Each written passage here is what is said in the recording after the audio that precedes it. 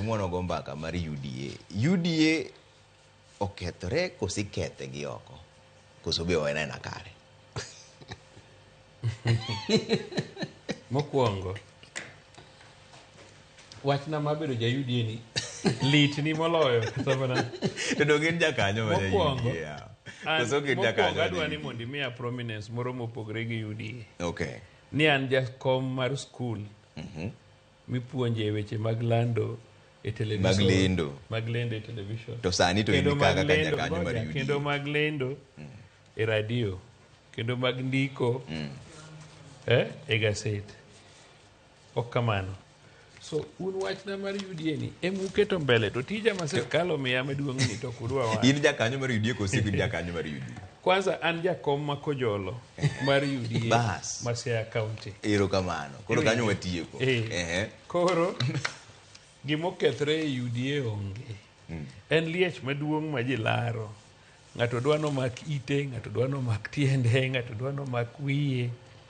Again, is political parties mawagi podo kanyal call gi ideological parties as such, because ideological parties would mean the parties nigi certain principles and certain beliefs. For example, kidi America kingeo Democratic Party, engeo Republican Party, gin certain ideologies ma jomo believe in them follow. Kata kidi Labour Party in UK and Conservative. Tino muna be kagin mana majorly two major parties. To mai nwango ni kawuono ng'ato jatiene kinye en ja Jubilee orwe en keja en ja UDA. Same applies to the political parties moko ka kiny ng'ato ja Ford Kenya, kin en ja NDP. Koro policy onge gina vehicles ma ji tiyogo for short distance. But UDA is the ruling party. To kind ruling party man called coalitions. Gin certain other smaller parties ma gitiyogo. For example, UDA nigi Ford Kenya, UDA nigi ANC. Are you getting me? To called other smaller parties. To can you be the other interest because one called political kingpins. One gi Central Province. One Rift Valley Province, Guinea million major shareholders. One small tributaries ma ochugore in the main party.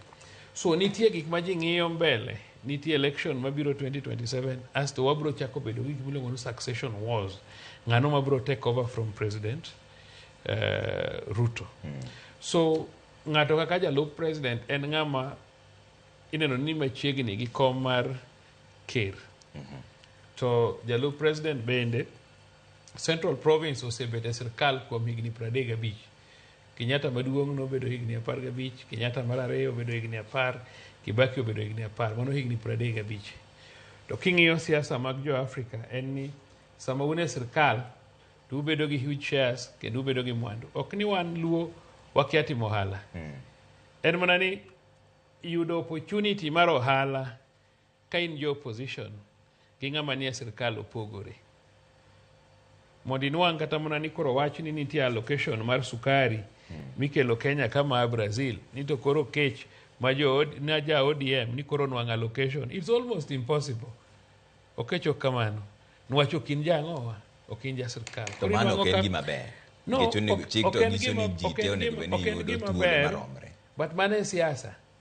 Gik moko winjo ka ji wacho ni shares gi. They are just true. Iwinja. Omiyo sani tungni mani UDA mar shares kosen mar ohala. No. Gima timore en ni nitie so many things. Nitie jilaro weche mag succession mabiro mbele ka. Ni ere kaka nya yudo ji mang'eny manyalo konya. Ji be laro mwandu. Ere kaka nyalo loso mwandu manyalo tiyogo in future.